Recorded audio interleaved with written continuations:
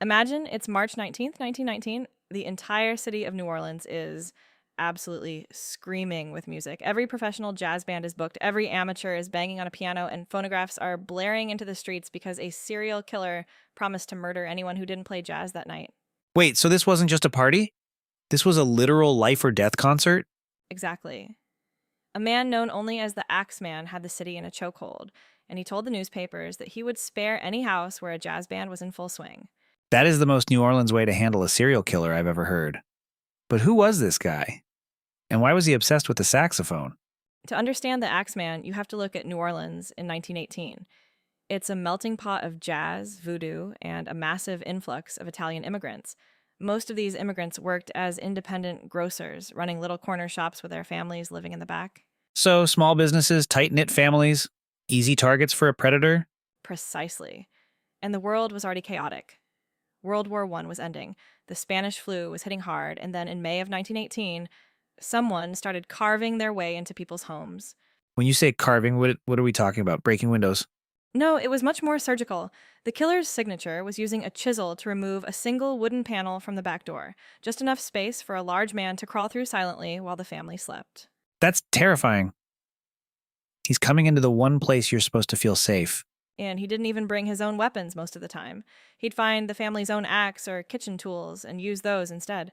It felt personal, ritualistic, and targeted specifically at the Italian American community. The first confirmed victims were Joseph and Catherine Maggio. Their throats were slashed with a razor first, then their heads were hit with an axe. The scene was so bloody, Joseph's brothers, who lived nearby, found them nearly decapitated. Did they steal anything? Was this a robbery gone wrong?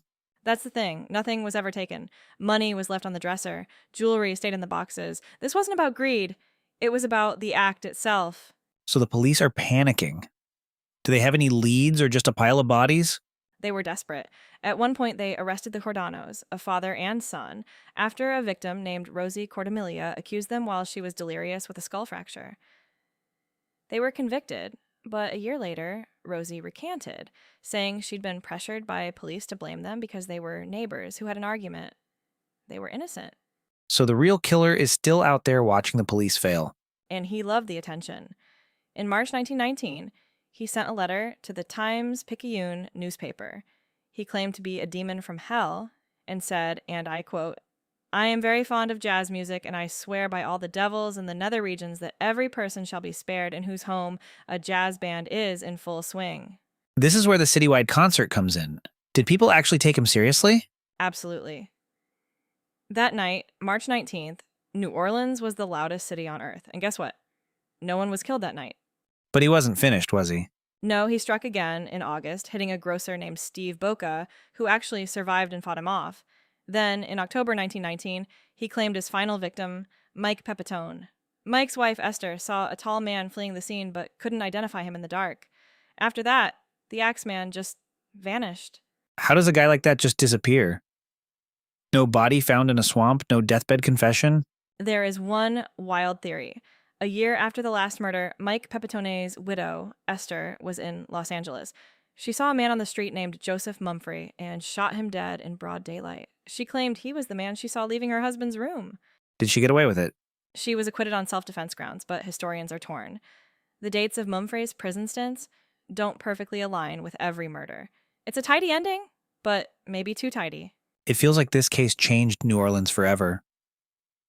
It's part of the city's DNA now. It really is. It's the ultimate urban legend because it's true. And it highlights the early 20th century fear of immigrants, the Black Hand extortion scares, and the absolute failure of pre-modern forensics.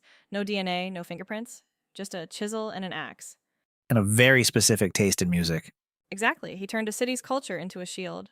So what's the one thing to remember about the Axeman of New Orleans? He remains the only serial killer in history who was successfully bribed into mercy by the sound of a jazz band. That's Wikipedia. Every story on demand, search your next topic at wikipedia.ai.